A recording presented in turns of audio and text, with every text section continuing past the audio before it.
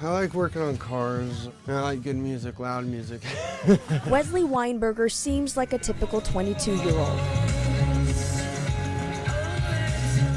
It works. But one look, Looks like someone messed up playing tic-tac-toe or something. and you can see Wesley is different. He was born with special needs. Then there was an attack more than 3 years ago. He was the victim of a very violent crime. On September 19, 2009, a group of teenagers gathered in a Peters Creek parking lot. It was Saturday night.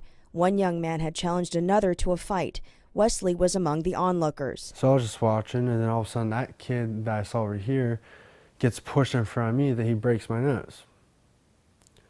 So I reacted and I punched him in the face. And then by that time, I was getting hit in the back of the head 6 to 7 times. Wesley says he was attacked from behind by a trained martial artist with nunchucks. Nakata kept beating my son in the back of the head as he's scrambling on the ground for his life. So some of the other kids try to get Wes out of there, and I think that's when they came to like the sides of Nakata. And that's when Wes took off running. He chased me down the road a half a mile. I don't know how I got away. Wesley went back home in search of medicine. He was shaking so bad, he dropped it on the floor that he started licking it off the floor.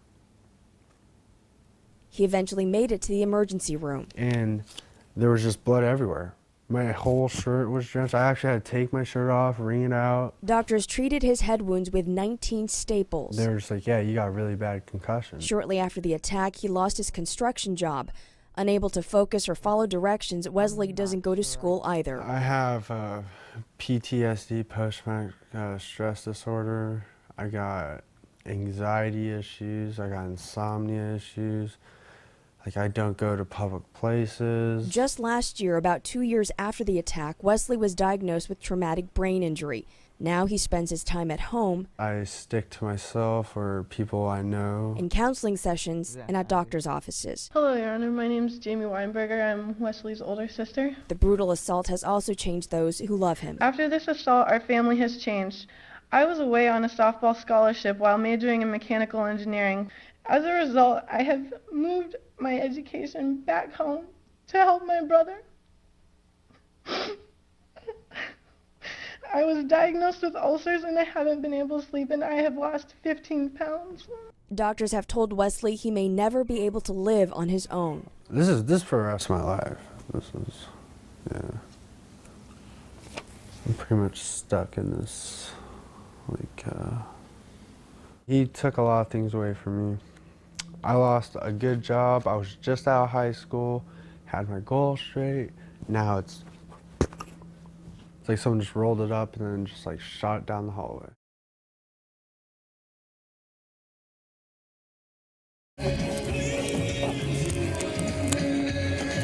There are two sides to Wesley Weinberger, outgoing at home in Eagle River Did you guys like the movie Anchorman? and withdrawn elsewhere, like at Tuesday night's traumatic brain injury support group meeting. He prefers to focus on his phone than on the discussion around him.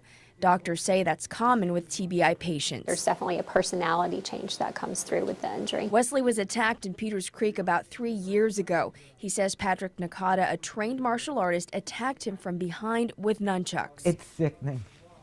It is sickening. Nakata was initially charged with third-degree assault, a felony, and reckless endangerment, a misdemeanor. But 4 months later, in a plea deal, the more serious felony assault charge was dropped. To the charge of reckless endangerment, which is amended either by a fine or on the record, how do you plead, sir? Guilty. Nakata's attorney says there's no evidence her client attacked Wesley.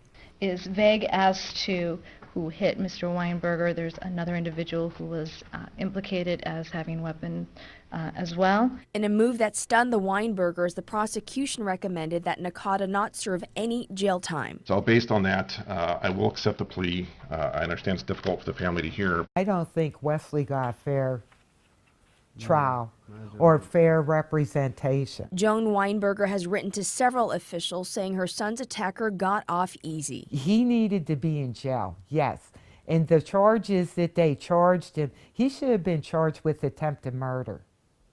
I mean, somebody with that amount of training, taking multiple headshots on somebody and who's on the ground scrambling for their life, he needs to be in jail.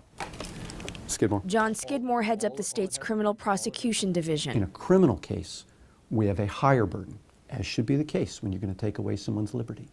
That higher burden, proof beyond a reasonable doubt, requires us to prove who caused the injury, what was their mental state at the time they caused the injury, and most importantly, also requires us to prove beyond a reasonable doubt that it was not a case of self-defense. He says his prosecutors' hands were tied. That fight which occurred was not reported to the police until well over 2 hours after it occurred, when Mr. Weinberger was already seeking medical attention. What complicates matters is that Wesley was convicted of cashing a stolen check before the attack. Think about it. Somebody comes to tell you something, and then you learn that the person who's trying to convince you of something has actually been convicted for something where they were dishonest.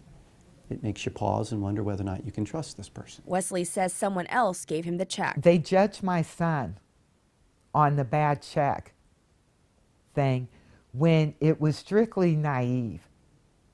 You know, he never had any experience of having a checking. He just turned 18. I mean, I could, in being special ed, I could see him doing it. He was born with neurofibromatosis. Still, the victim has a criminal history, which made the case more difficult to I prosecute. hope that they are able to find the assistance, and I do hope that they are able to find some justice in what happened in all of this. Unfortunately, what I do know is that's not going to end up coming from the criminal justice system. Meanwhile, Wesley will struggle with the effects of that night, likely for the rest of his life. He paid more than his dues. It almost cost him his life. All because my special ed kid cashed a check. And that kid, that Patrick, the one that assaulted my son, walks away with a 3-year probation. And that was it. No jail time? Nuh-uh.